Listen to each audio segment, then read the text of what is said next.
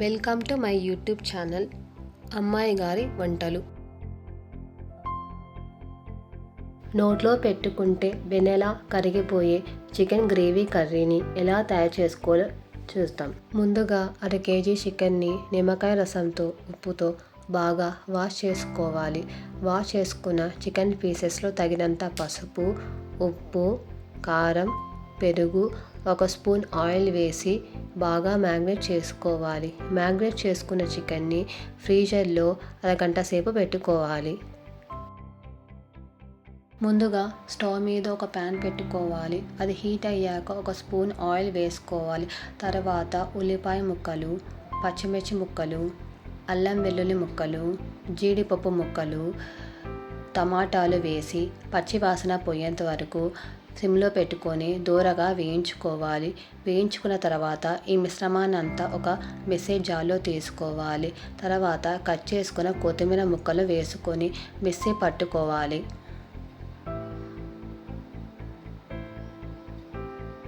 ముందుగా స్టవ్ మీద ఒక కళాయి పెట్టుకోవాలి. కళాయి హీట్ అయినాక 1 స్పూన్ ఆయిల్, బటర్ వేసుకోవాలి.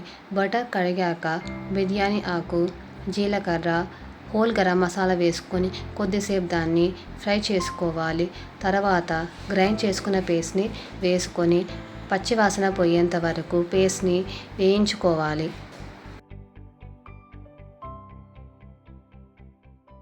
ముందుగా మ్యాగ్నేట్ చేసుకున్న చికెన్ని వేసుకోవాలి.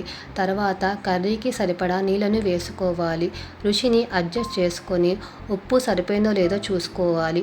ఉప్పు సరిపోకపోతే తగినంత ఉప్పును వేసుకోవాలి.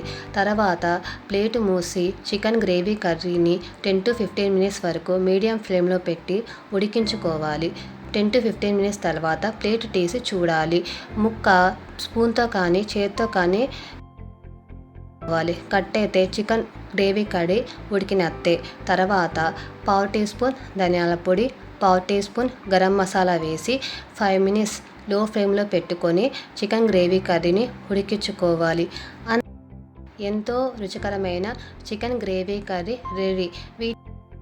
కర్రీని కొత్తిమీరతో గార్నిష్ చేసుకోవాలి. Restaurant style chicken gravy curry రోటీలోకైనా అన్నంలోకైనా సూపర్గా ఉంటుంది. వీటిని పిల్లలు, పెద్దలు ఎంతో ఇష్టంతో లాగిస్తారు. తినని వాళ్ళకు కూడా పెడితే ఎంతో ఇష్టంతో తింటారు. వీలైతే మీరు ఒకసారి ట్రై చేసి ఫీడ్బ్యాక్ రూపంలో నాకు కామెంట్ చేయండి. Do like, share and subscribe to my channel.